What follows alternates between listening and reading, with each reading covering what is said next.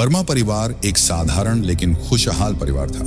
मां, पिता, बेटा अर्जुन और छोटी बेटी नेहा।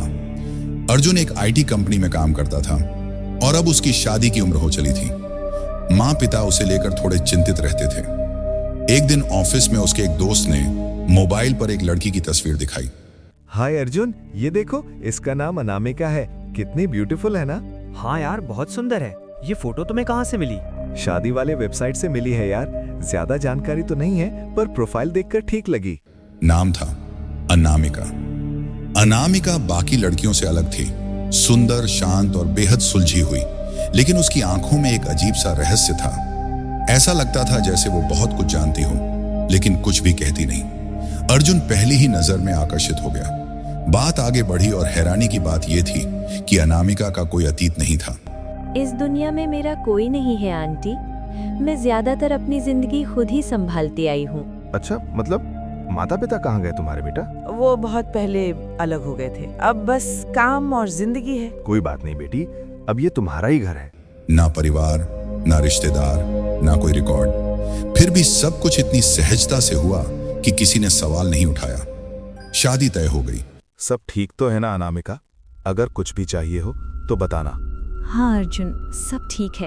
आप बहुत अच्छे इंसान हैं। अब हम दोनों एक नई जिंदगी शुरू कर रहे हैं। जी, मैं पूरी कोशिश करूंगी।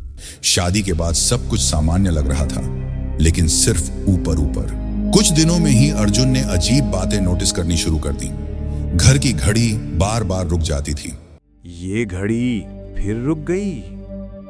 हर बार एक ही वक्त पर ये घड़ी क्यों रुक जाती है?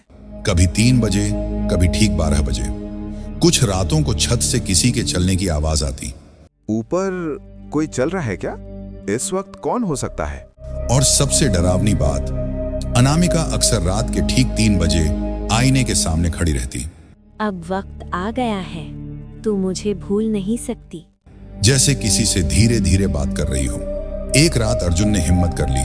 उसने पूछा, अनामिका, तुम इस समय आईने में किससे बात कर रही हो? वहाँ ऐसा कौन है जिसे देखकर तुम यूं चुपचाप मुस्कुरा रही हो? अनामिका मुस्कुराई। वो मुस्कान बहुत शांत थी, जरूरत से ज्यादा शांत। उसने कहा, मुझे बस अपनी सच्चाई से मिलना पसंद है। अर्जुन को अजीब लगा, लेकिन उसने खुद को समझा लिया। अगले दिन माँ ने बताया, आज अमावस्या है और अमावस्या की रात खास होती है। कहते हैं उस रात आत्माएं सबसे ज्यादा ताकतवर होती हैं। उसी रात अर्जुन को जबरदस्ती ऑफिस भेज दिया गया। उसका मन भारी था, लेकिन जाना पड़ा। जब वो सुबह घर लौटा, घर में सन्नाटा था। माँ पापा का कमरा खुला था, पर दोनों गायब थे। नेहा कमरे के एक कोने में बैठी कांप रही थी। उसकी आंखें खाली थीं, जैसे वो इस दुनिया में हो ही नहीं। अर्जुन ने घबरा कर पूछा, नेहा, मेरी तरफ देखो, क्या हुआ है तुम्हें? मेरे माता पिता कहाँ हैं नेहा? कुछ तो बोलो। माँ पापा कहाँ हैं? नेहा ने कोई जवाब नहीं दिया, बस एक ही बात बार बार दोहराती रही, आईना, आईना, अनामिका नहीं। डर से कांपते हाथों से अर्जुन ने सीसीटीवी फुटेज चेक किया। जो उसने देखा वो उसकी रूह हिला देने वाला था। रात ठीक 12 बजे अनामिका की आंखें लाल हो गई थीं। आईने से एक काली परछाई निकली और माँ पापा को खींचकर सीधे आईने के अंदर ले गई। अब अर्जुन समझ चुका था, तुम इंसान नहीं हो, तुम एक आत्मा हो। हाँ, मैं एक आत्मा हूँ और अब सब कुछ खत्म कर दूंगी। तुझे भी मार डालूंगी। अनामिका कोई आम लड़की नहीं थी। वो एक आत्मा थी जो हर अमावस्या को जागती थी और हर बार एक नया परिवार उसका शिकार बनता था। अर्जुन ने तुरंत एक तांत्रिक को बुलाया। ये कोई साधारण आत्मा नहीं है। ये बदले की आग में जली हुई आत्मा है। मंत्र पढ़े गए, आईना कांपने लगा और फिर सच्चाई सामने आई। इसका रिश्ता इस जन्म से नहीं, बल्कि तुम्हारे पिछले जन्म से जुड़ा है। अनामिका तुम्हारी पिछले जन्म की पत्नी है, जिसे तुमने धोखा दिया था।